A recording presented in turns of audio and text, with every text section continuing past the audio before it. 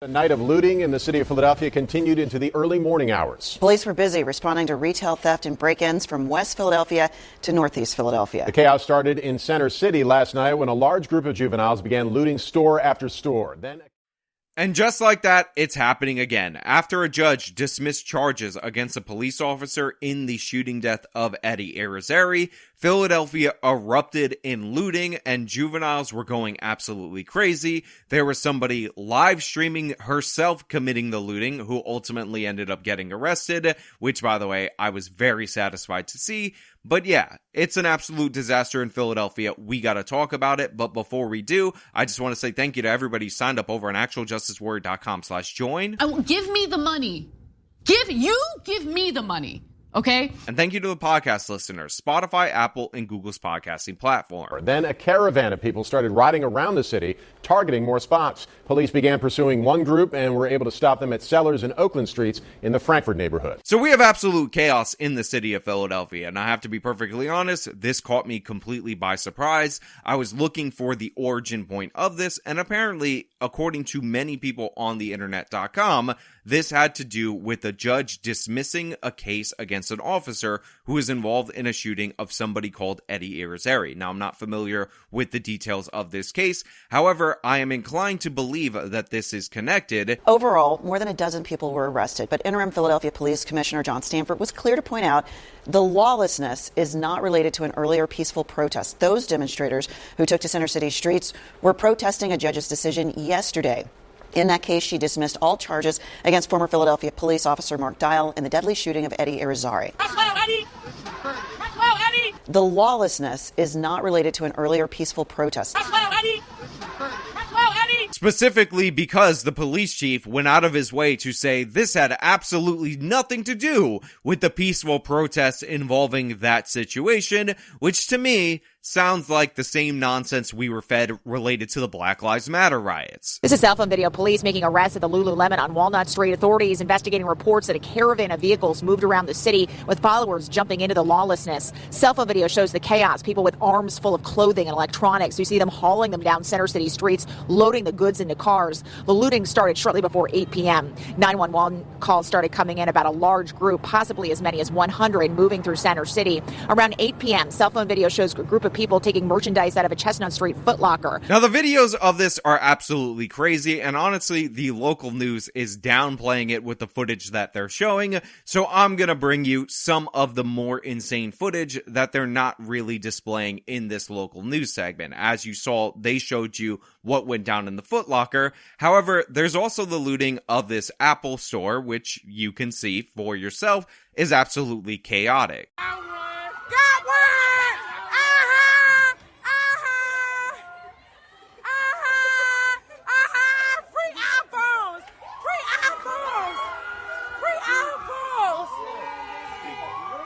Security running. Oh, what's up? Yeah, next. Now, I know a lot of people are going to say, listen, Sean, those people are in poverty. They're just trying to feed those iPhones to their starving family, and they are, in fact, Aladdin. In fact, I received a Photoshop from my buddy Tony over at Current Revolt, the paper of record in the state of Texas, that depicts this Aladdin-like action that you're not seeing on this video, but definitely occurred later, where they give the iPhone to the starving orphan. Now, all joking aside, what actually ended up happening to these poor Aladdins who were stealing these iPhones to feed to starving orphans was that Apple initiated some kind of security protocol that caused all the devices to make an alarm, so these individuals decided it would be a good idea not to just leave the merchandise on the floor, but to destroy it. Oh my God, this is crazy! Ain't nothing! Oh my God, all these iPhones! And they still going on! Oh my God! Put that shit! Oh my God! Because if they're not allowed to loot it, nobody else can be able to purchase it legitimately, so they decided to destroy these electronics, kick them into storm drains, and just show that they're all about the destruction and chaos and self-gratification, and make it clear to the general public that these are not civil rights protesters, these are not people using the voice of the unheard, these are thugs, these are criminals, these are opportunistic thieves, and these are the people who break down civilizations. Think about all the stores that are closing across Philadelphia and realize that these people are causing great suffering to the employees of those stores and to other customers that have to pay higher prices or have to go further to shop for basic goods because these people can't control themselves. Now, they also hit Foot Locker because stealing sneakers is also the voice of the unheard, and many of them hit Lululemon. A number of juveniles got away, but police say at least one adult was arrested. Within 15 minutes, more looting reported, this time at Lululemon. Now, the police actually did make arrests. There is video of that, but unfortunately, if I show you that, I feel like YouTube, the demonetization gods, will declare this video not advertiser friendly and age restricted due to violence, even though what we're seeing is justified restraint of criminals. So I'll link in the description videos of that if you want to watch it for yourselves. You can see the piles of clothing on the floor. Around 8:15, the Apple Store on Walnut was hit. Phones and tablets taken, though police say some of the goods have since been recovered. By 9:10, police locked down multiple blocks of Chestnut and Walnut. As of midnight, police say at least 15 to 20 people were arrested, 2 weapons were recovered, and 1 police vehicle sustained damage. Police say the looting had nothing to do with the earlier peaceful protest after a judge dismissed charges against a police officer who fatally shot Eddie Irizarry. But to me, it is quite telling that we're less than 3 minutes into this local news segment, and they're really trying their absolute damnedest to separate the looting from the supposedly peaceful protests that occurred earlier, when we all know left-wing anti-police riots are quite common, they're quite normal, and they often use the protests as cover, and people defend the looting in the name of defending the protest. So I don't believe this, and the fact that they're so forceful with this assertion makes me believe it even less. However, what we're here to talk about is the chaos of the looting, so let's go to this video of a group of people trying to loot a Popeyes chicken, and the Popeyes chicken employees having absolutely none of it. Look, the girl laughing back there. She think it's a joke. Look, she laughing. Y'all, throw that chicken up here on my mom. Throw that fucking chicken up here. We want the chicken. What's up, gang? In the bag. We want the chicken. Look at mamas. Listen, I went out of my way to make sure that this video was real. I went out of my way to make sure that this was actually a factual representation of what this group of people decided that they wanted to do when everybody was looting everything. And yes, this woman actually said, "Yo, put that chicken on my mouth." Hey guys, editing Sean here. I just want to formally apologize for misquoting this lovely young woman who was on her way to medical school when she was trying to order a delicious, healthy food for her family, because I said the quote was, "Put that chicken on my mouth," because, you know, my brain was trying to make sense of what was actually being said. But in reality, in actuality, the quote was, "Throw that chicken on my mom." Throw that chicken up here on my mom. I apologize profusely for trying to make sense of things that absolutely make no sense. And by the way, respect all the way to the Popeyes employees for not having any of this nonsense, for ignoring these people, because when you get a little bit of pushback and you're criminals and thugs like these individuals, you just walk away. But seriously, they actually legitimately tried to loot a fried chicken fast food joint. Again, a premise that is so racist, it would get you banned off of all social media platforms, and if you put it in a comedy sketch on a TV show, you would get canceled almost immediately. Insanity abounds in the city of Philadelphia, and I have to be honest, I have no further comment on this particular portion of the story, but of course, I had to include it in this video. Now, I do want to jump to this so-called Instagram influencer, which, by the way, I don't know if that's verifiable, that this woman is an Instagram influencer. She was live streaming on Instagram, but that doesn't appear to make her an influencer, in my opinion, who claimed that these people were looting a liquor store because they were in need and because they were thirsty.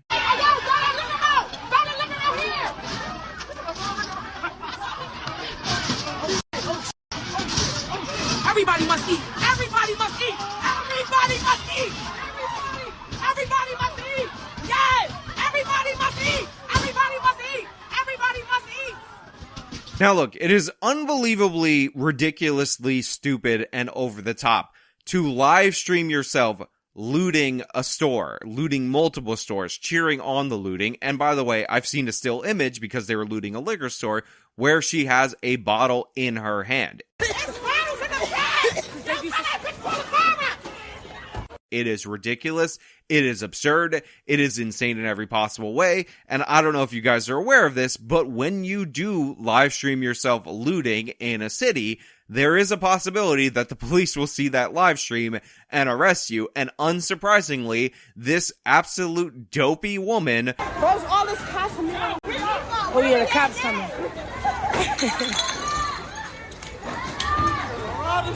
who decided to chronicle all of her crimes that evening, was eventually arrested by the police. But what's even more impressive is that she was surprised that the police even wanted to talk to her, even though she was displaying her own criminality repeatedly on the internet, on a live stream for the world to see. We fixing the gas. Yes. We getting gas. Yo, what are y'all doing? We don't got nothing to do with this. We getting gas. Look, I understand that criminals are stupid. They're not smart. They're not known for their intellect. But she truly thought she was going to be able to fool the officers by saying, we don't got nothing to do with this, when 9,200 people are watching at this moment her participating in the riots. I was watching her clips of her rioting and looting prior to her being arrested on Instagram Live.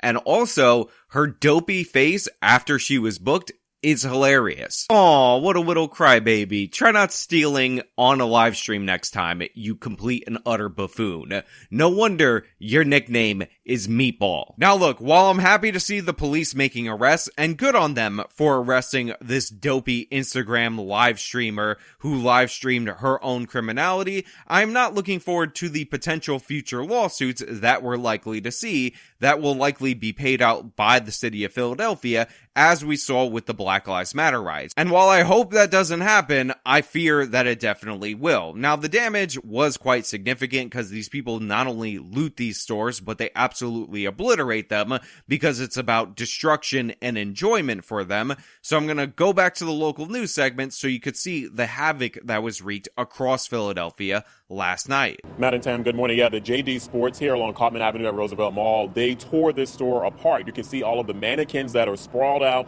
right now along the floor. There are shoes out here, Nikes, Adidas, the entire wall over here where they usually have clothes hanging, that was entirely cleared out. There is not a single piece of clothing left behind here in the JD Sports at Roosevelt Mall. I want to give you a look there, some additional video, shattered glass on the floor, also JD Sports here. Remember this footage in the future when you hear about stores closing at ever increasing rates in the city of Philadelphia. Remember this footage when you see protesters blaming the company because they can't afford to do business in here because the risk of theft and criminality is too off the charts in this area. Remember this when a left-wing progressive tells you that actually there's other reasons why they didn't decide to remain open in these areas, and theft has very little to do with it. Remember this every time a crime denier tells you that theft doesn't affect the people of the community and everything is covered by insurance. I expect stores in this mall to never return.